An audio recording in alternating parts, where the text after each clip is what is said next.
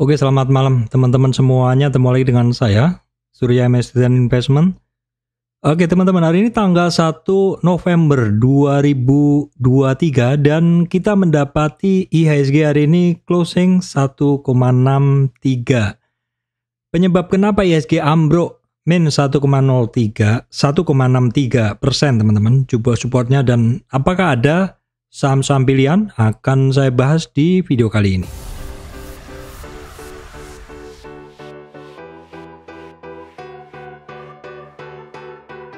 Oke baik teman-teman, kita akan masuk ke bahasan. Namun sebelumnya saya sampaikan penting untuk teman-teman semuanya yang baru subscribe channel MS Trade. Saya sampaikan bahwa saya Surya MS Trade tidak terima titip dana trading dalam bentuk apapun. Oke teman-teman, kemarin saya bahas grup saham ini mendorong IHSG naik. Apakah Anda sudah punya? Dan ternyata hari ini teman-teman IHSG-nya ambruk dalam 1,63% minus, turun teman-teman. Saham sebagus apapun dalam kondisi begini sedikit banyak akan terpengaruh ya.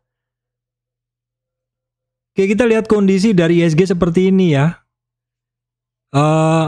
IHSG-nya tembus lagi di 6738 itu adalah supportnya, kemudian ada beberapa support minor 6700 jebol, sekitar 6700 sampai kemarin 6670 jebol, ngebentuk satu low baru. Low-nya bukan low all time high ya, karena sebelumnya sempat low di Maret 2023. Nah untuk supportnya langsung saja kita gunakan di 6000, ada di 6621, 6600-an, 6570, 80 dan support terdalamnya sementara ini dalam rentang 2023 ini ada di 6542 teman-teman. Penyebabnya kenapa ya kondisi IHSG hari ini kok bisa sedalam itu teman-teman. Oke, kita lihat dulu hari ini memang saham-saham yang merupakan real mover atau penggerak utama dari indeks ya. Selalu saya sampaikan kita harus ngebahas saham penggerak indeks, dan di sini kita bisa ngelihat Big Four Banking yang biasanya saya katakan sebagai the real mover. BCA, BRI, Bank Mandiri hari ini turun ya, terutama BCA, BRI turun dalam lebih dari 1, ya minusnya. Untuk perbankan yang masih bergerak di area positif hanya BBNI. Terus hari ini juga dominasinya besar sekali saham-saham turun, ada TPIA juga turun, gimana kemarin kan naik. AMRT, HMSP, BRPT yang mana kemarin baru ngegas, tancap gas, ternyata hari ini sudah turun, nanti akan saya bahas ya. Kemudian United Tractor, Cepin juga turun. Hari ini apa yang mengangkat IHSG? Yang biasanya jadi andalan kita ketika Big Four Banking nggak bergerak, hari ini brand itu nggak bergerak teman-teman. Dia 6% sekian. Dan ini tentu memberatkan IHSG. Ada AMMN yang mana sekitar 1-2 hari kemarin nggak bergerak, hari ini cukup membantu IHSG untuk tidak turun lebih dalam. Dan juga ada Telkom. Nah teman-teman pernah ingat nggak yang saya sampaikan bahwa Telkom ini sering digunakan untuk pendorong indeks di saat-saat tertentu. Dan ternyata hari ini Telkom membantu indeks untuk tidak turun lebih dalam. Apa jadinya kalau AMMN dan Telkom hari ini tidak hijau? Tentu IHSG-nya bisa sampai sekitar 2% teman-teman. Nah kita lihat dulu ya. Kita update dulu untuk kondisi regional, kita update dulu untuk world marketnya. Sebenarnya yang terjadi untuk di world market kemarin ini tidak terlihat adanya kekhawatiran ya, karena Dow Jones, Nasdaq, S&P 500 itu masih positif, dimana ini sebenarnya mengindikasikan sebenarnya marketnya masih positif. Namun demikian yang perlu kita waspadai adalah di dalam beberapa jam ke depan ada rilis data high impact news ya. Data yang berimpact kuat, yang mungkin membuat market khawatir. Oke, kita lihat dulu untuk USD IDR ya, kurs dolar rupiah ini sudah di sekitar 15.918, mengalami pelemahan ya. Oke, terus tadi saya sampaikan bahwa mungkin kalau kita lihat the past, masa lalu atau masa kemarin dari indeks regionalnya tidak begitu mengkhawatirkan. Namun demikian yang menjadi concern dari para pelaku pasar adalah data yang akan dirilis dan juga yang sudah dirilis ya. Jadi data yang akan dirilis dan yang sudah dirilis. Nah, untuk data yang sudah dirilis teman-teman, ini hari ini tanggal 1 November 2023 di negara kita sudah dirilis jam 12 tadi adalah tingkat inflasi, di mana untuk tingkat inflasi tahunan itu mengalami peningkatan ya dari kesepakatan 2,6 dan perkiraan 2,4, di mana bulan sebelumnya 2,2, ternyata realisasinya adalah 2,56 atau mengalami peningkatan ya teman-teman, mengalami peningkatan dari 2,28 ke 2,56. Jangan salah fokus sama gambarnya ya. Nah, peningkatan ini teman-teman sepertinya membuat para pelaku pasar menjadi lebih waspada, alert seperti itu. Dan salah satunya biasanya action yang dilakukan adalah mungkin lepas barang dulu. Yang pertama, ini jadi dari dalam negeri seperti itu yang terjadi. Terus tingkat inflasi yang tinggi ini, kalau kemarin di beberapa hari yang lalu BI sudah menaikkan BI rate dari 5,75 menaik 25 basis point menjadi 6%. Jadi suku bunganya naik duluan dan setelahnya beberapa hari kemudian adalah inflasinya naik. Jadi sepertinya memang sudah diantisipasi ya teman-teman, diantisipasi seperti itu. Nah, data dari luar negeri yang penting untuk saya sampaikan ke teman-teman ini adalah di sini saya langsung pilihkan ini adalah high impact news atau data-data yang berefek kencang ke market ya. Di mana nanti malam tanggal 2 dini hari adalah keputusan tingkat suku bunga The Fed, di mana kalau di sini sebelumnya 5,5 dan kesepakatan 5,5 dan juga perkiraan 5,5. Tetapi ini kan masih belum rilis ya. Kesepakatan maupun perkiraannya adalah tetap. Tetapi kalau kita lihat dari ini ya, dari istilahnya dari kondisi-kondisi yang ada, ini kondisinya adalah dolar indeks mengalami penguatan ya. Terus kemudian US 10 years bond-nya juga trennya keduanya, US 10 years bond-nya atau DXY-nya semuanya mengalami penguatan ya. Terus di beberapa bulan yang lalu kalau kita lihat nih, sekaligus kita bahas harga komoditas. Komoditas ini mengalami peningkatan, yaitu harga emas ya. Tren dari harga minyak ini mengalami peningkatan, di mana ini termasuk salah satu penyumbang inflasi ya teman-teman. Kalau inflasi masih tinggi, nanti itu kan biasanya bisa akhirnya tingkat suku bunga itu dibuat tetap atau naik ya. Tapi kalau naik sih kalau kita lihat di sini di kesepakatan dan perkiraan ini kan tetap ya 5,5 seperti itu. Ya mungkin kalau tetap sih mungkin, naik juga mungkin, tetapi kalau turun kan nggak mungkin teman-teman. Jadi memang sinyalnya adalah masih mempertahankan suku bunga minimal tetap ya, minimal tetap. Nah, beberapa informasi yang mungkin bisa saya sampaikan ke teman-teman ya, beberapa informasi yang mungkin bisa saya sampaikan ke teman-teman. Ini saya sadur dari ini ya.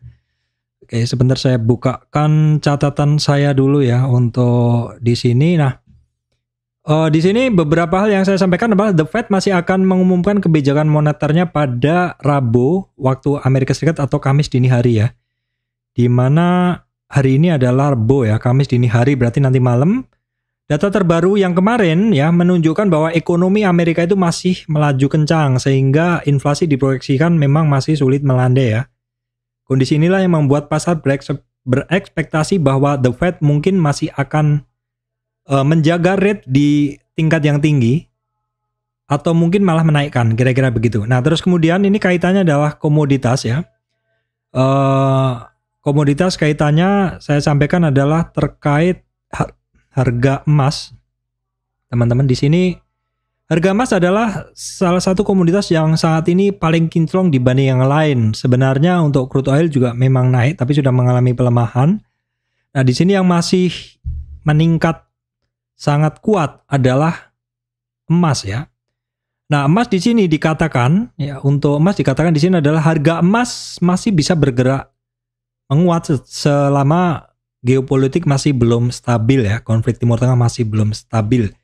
Karena emas adalah merupakan safe haven atau lindung nilai yang paling dicari orang ketika terjadi ketegangan politik ya. Terus kemudian jika The Fed masih akan hawkish atau cenderung menaikkan atau menjaga suku bunga tetap tinggi, maka emas bisa tertekan. Jadi kondisi emas sepertinya hari ini wait and see, bagaimana kira-kira seperti itu.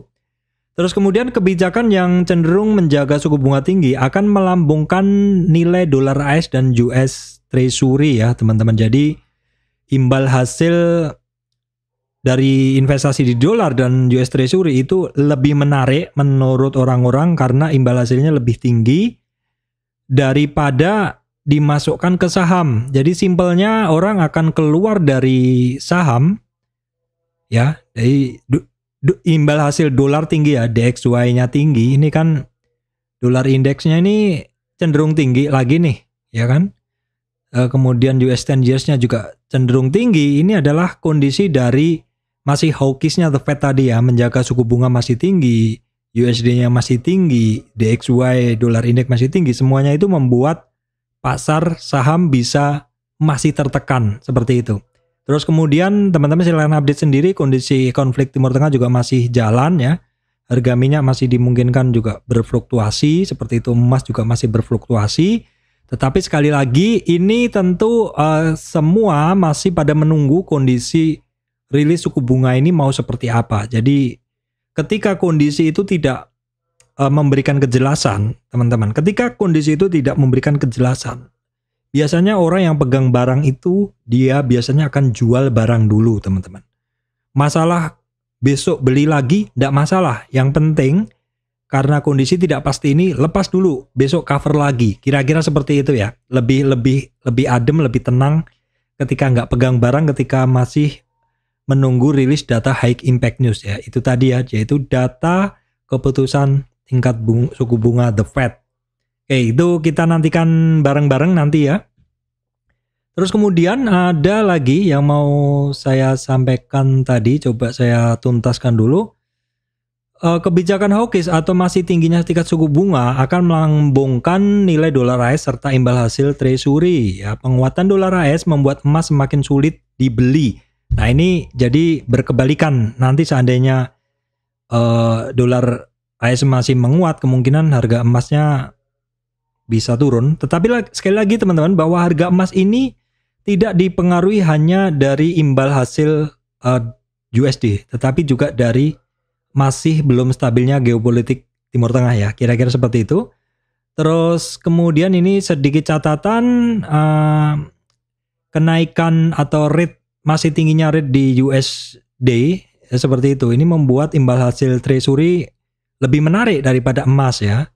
Indeks dolar menguat di 107 ya, 107 indeks dolar tadi sudah saya bahas sekilas DXY ya. Dolar indeks itu DXY di sekitar 107 ya. 106 107. Baik, itu tadi kondisi-kondisi yang masih yang menjadikan penyebab marketnya itu masih ini ya, teman-teman. Jadi kalau boleh saya simpulkan, yaitu tadi ya, pokoknya memang kita masih menunggu kondisi ini seperti apa, karena akan rilis data penting, data high impact news. Nah, ini juga ini enggak saya sampaikan. Jadi intinya sudah saya sampaikan tadi, kenapa kok kondisi marketnya masih seperti ini. Inilah poin-poin penting, silakan teman-teman baca ulang atau lihat di bagian ini yang sudah saya kasih timecode tadi, alasan-alasan kenapa ISG-nya masih anjlok dari internasional, dari luar maupun di dalam negeri ya, teman-teman. Oke, nah teman-teman, kondisi wait and see masih belum jelas, masih menunggu rilis data penting ini, teman-teman. Masih belum pasti ini. Terus banyaknya saham yang tiba-tiba turun dalam. Ini sebenarnya bisa menjadi peluang ya, teman-teman. Bisa menjadi peluang bagi kita untuk bisa mengkoleksi kembali saham-saham yang berkinerja bagus, teman-teman. Saham-saham yang berkinerja bagus. Kalau sebelum-sebelumnya saya sampaikan bahwa mungkin kita sulit untuk mendapatkan saham-saham pada harga yang lebih fair, lebih reasonable, lebih menarik seperti itu. Tapi mungkin dengan kondisi seperti ini teman-teman akan bisa mendapatkannya seperti itu ya, bisa mendapatkannya. Dan juga sudah saya sampaikan kemarin bahwa dalam September, Oktober, November memang kemungkinan atau seringnya itu terjadi rally akhir tahun ya, rally akhir tahun. Tetapi dari September, Oktober, November, Desember itu walaupun secara tren naik marketnya begitu, tetapi biasanya akan ada turunan yang dalam sekali baru kemudian digas. Nah, jadikan itu adalah sebagai kesempatan bagi kita untuk mengkoleksi saham-saham tersebut, teman-teman ya. Nah, kira-kira saham apa Pak teman-teman yang bisa kita koleksi ya? Nah, yang pertama teman-teman, ini beberapa saham ini sudah saya bahas sebenarnya dari kemarin, yaitu saham-saham perbankan, di mana perbankan hari ini juga banyak yang turun. Saya bahas lagi ya teman-teman. Perbankan ada BBRI. Nah, ini juga lower low ngebentuk titik yang lebih rendah. Nah, beberapa saham ini memiliki pola seperti head and shoulder ya. Jadi target-target turunnya mungkin bisa lebih dalam, dan koreksi-koreksinya kalau kita lihat ini sudah bermain di 61,8 retracement. Artinya secara koreksi ini udah dalam banget, tinggal kita menunggu ada price action dari saham tersebut. Ya, kalau kita lihat support-supportnya masih ada nih. Ini dengan bentuk turun seperti ini sepertinya masih meyakinkan. Support ada di 4.600. Terus kemudian di sekitar 4.300. Akankah sampai ke situ? Kalau kita lihat juga tekanan jual dari saham-saham perbankan besar ini juga masih sangat kuat sekali asingnya, teman-teman ya. BBRI ini asingnya masih sangat kuat sekali.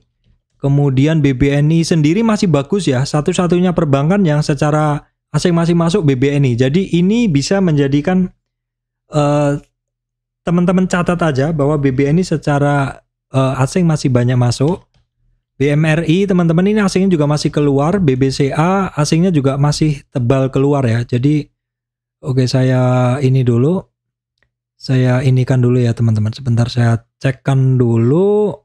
Dari saham-saham perbankan, BBRI juga breakdown support, BMRI hampir-hampir breakdown support nih, tapi udah sampai di 50 retracement. Dan targetnya masih sama ya, di 61,8 retracement. Kalau jebol dari itu ya bentuknya jelas sekali, support-support di bawahnya masih banyak.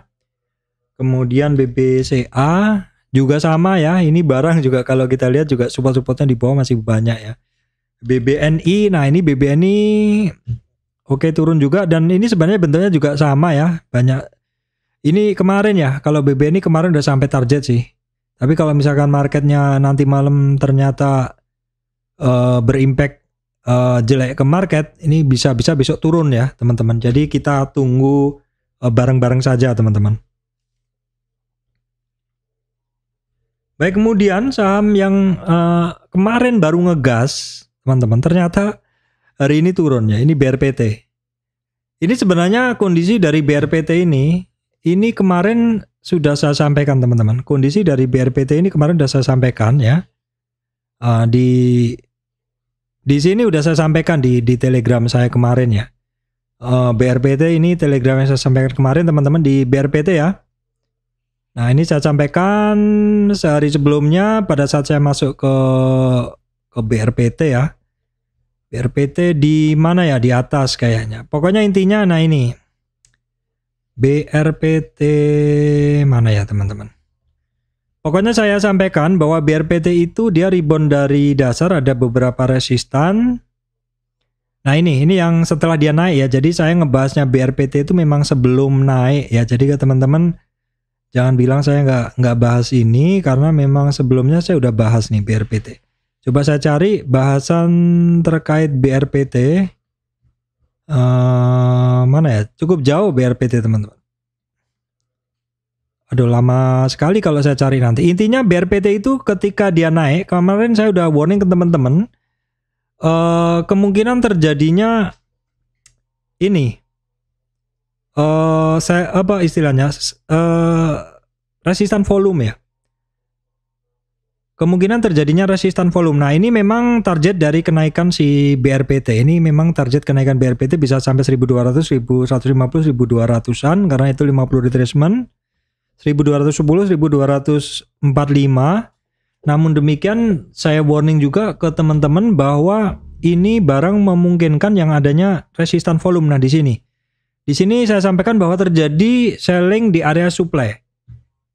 Di area supply ini adalah satu area yang sebelumnya menjadi satu demand, satu support, namun demikian ternyata jebol. Sehingga terjadi support lagi di bawah yang lebih dalam, dan ketika dia rebound dari area ini, maka ini menjadi area demand kan, demand, dan dia menjadi support, naik. Ketika masuk ke area kota, ini dimungkinkan terjadinya guyuran di situ.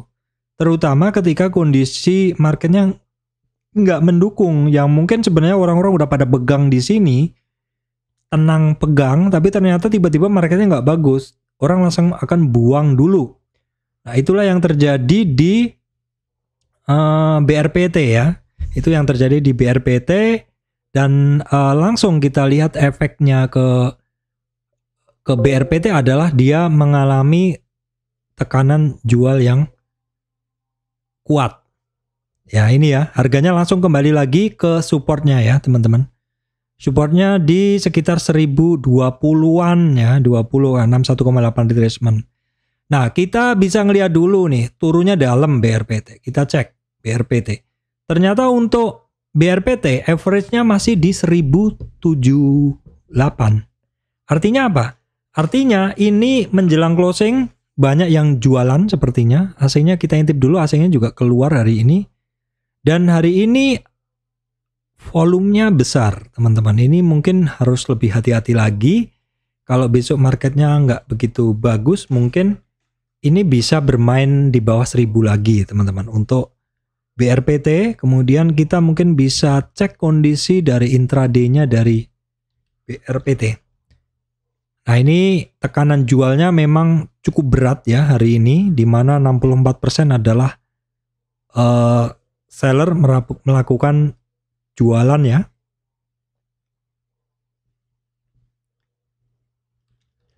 Kemudian hari ini Brent juga mengalami tekanan ya, 6% sekian turun. Oke, Brent asingnya juga keluar, tapi saya masih tetap menunggu ini barang ya.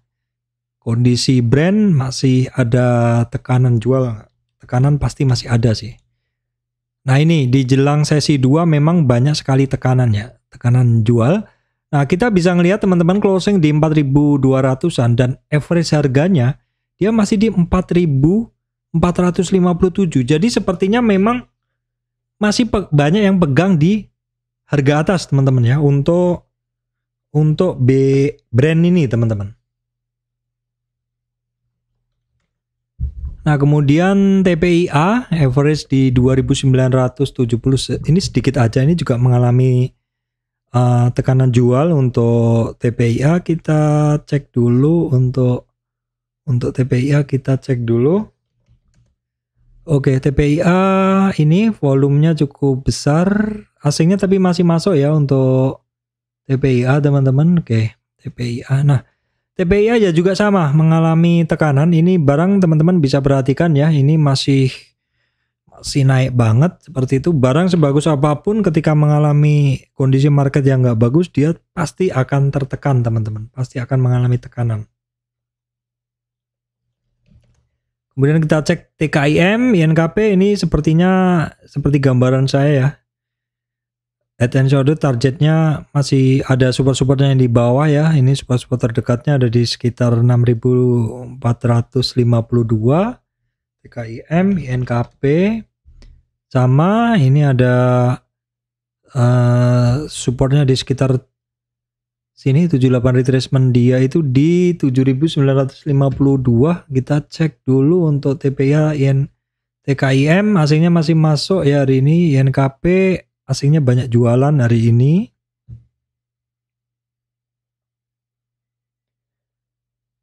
Baik, kemudian Telkom, ini teman-teman saya sampaikan hari ini Telkomnya net buy, asingnya yang selama ini net sell malah hari ini net buy ya, terus naik signifikan dengan volume, average-nya di 3630, closing di 3620, jadi tidak ada perbedaan signifikan dari average dan per closingnya.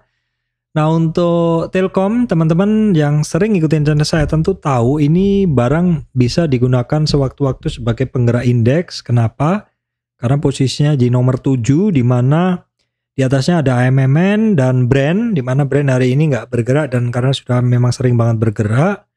Sedangkan Big Four Banking sepertinya nggak ada alasan untuk bergerak hari ini ya. Jadi yang digunakan untuk mendorong atau roket pendorong ISG adalah Telkom dan AMMN kebetulan. Tapi pernah saya sampaikan bahwa Telkom, teman-teman mungkin bisa perhatikan ketika saham-saham lain, Big Four Bankingnya nggak bergerak, brandnya nggak bergerak, bisa jadi Telkomnya yang bergerak dan hari ini adalah kejadian hal tersebut teman-teman ya. Baik, kemudian Excel ya, Excel yang kemarin digas kenceng di closing, ternyata hari ini kembali lagi. Jadi overall memang hari ini saham-saham yang bagus. Sebagus apapun tuh juga balik arah teman-teman ya, balik arah. Jadi ya sekarang mau gimana, kita nunggu aja, kondisinya memang lagi seperti ini. Untuk ISAT pun juga sama ya, ISAT di area sini supportnya 9.200-an teman-teman. Nah, kita lihat nih overall hari ini semua sektor turun. Jadi sebenarnya tidak tepat kalau saya mau nyari saham mana yang berpotensi. Saham-saham yang kemarin saya bahas itu berpotensi semua, tinggal teman-teman tuh cari yang satu-satu dilihat dari support-supportnya kemarin lah seperti itu. Karena bentuk dari saham-saham ini kalau kondisi market masih belum bagus, ini bisa menjejaki support-supportnya yang lebih dalam, di mana support-supportnya beberapa memang cukup ngeri ya, karena bentuknya seperti head and shoulder, jadi target turunnya mungkin dalam ya teman-teman. Oke, kita refresh hari ini, sektornya mostly semuanya merah, bukan mostly, semuanya merah ya. Ini indeks V30, di mana saham yang naik hanya DOIT ya. Nah teman-teman, hanya DOIT saham yang naik nih, DOIT ya, karena DOIT memang kemarin ada sinyal, kemarin juga sudah saya bahas ya DOIT. Tapi naik pun dia juga nggak percaya diri nih, closingnya juga shooting star akhirnya, DOIT dan Astra Internasional. DOIT naik terus kempes, Astra sepertinya juga demikian ya, gitu. DOIT naik terus kempes, ASII naik juga kempes juga akhirnya ya. Jadi walaupun dia di sini hijau, tapi kalau kita lihat overall memang semuanya saham mengalami tekanan. Ini saham kesehatan, TSPC ini jarang saya tradingkan, saham energi ini adalah waran terstrukturnya, DOIT, Maya, Dewa ini semuanya, ini Akra juga naik tipis ya. Kemudian kita cek lainnya, SMC Liquid, ini DRMA, tapi ini juga naiknya tipis-tipis aja ya. Cyclical, nah ini rata-rata saya nggak pernah pegang ini saham ya. Cyclical, kemudian Pevindo, saham-sahamnya. Nah ini cuma DOIT, Akra, itu aja ya. Jadi rata-rata memang saham mengalami tekanan ya teman-teman. Hari ini memang saham sebagus apapun mengalami tekanan ya. Intinya besok kita tunggu deh saham-saham tersebut mau seperti apa. Jadi saya nggak ngebahas pilihannya, hanya saham-saham terkait perbankan menarik tapi agak-agak santai aja. Terus kemudian saham energi terbarukan karena secara tren masih bagus. Dan juga saham-saham terkait konsumer saya mungkin pelan-pelan memantau karena kaitannya adalah akhir tahun, konsumer kemungkinan naik ya. Natal, tahun baru, liburan, terus kemudian tahun politik ya. INDF ini sempat naik hari ini. Hari ini sempat naik sepertinya, terus turun. Nah ini kita cek dulu INDF kita cek dulu sebentar teman-teman. INDF sempat ke 6.950 tapi terus turun. Oh iya ya. Kemudian beberapa saham apa ya tadi? Perbankan, big four banking, kemudian energi terbarukan, saham-saham kertas juga pada turun. Kemudian ini dan juga pokoknya banyak sekali ya teman-teman. Jadi silakan dicek-cek lagi aja hari ini. Dalam kondisi begini kita nggak harus punya posisi sebenarnya. Bisa keluar selamat aja cukup oke karena kita bisa buyback lagi di bawah. Oke, baik teman-teman, demikian dari saya, Surya MS Trade and Investment. Terima kasih teman-teman semuanya.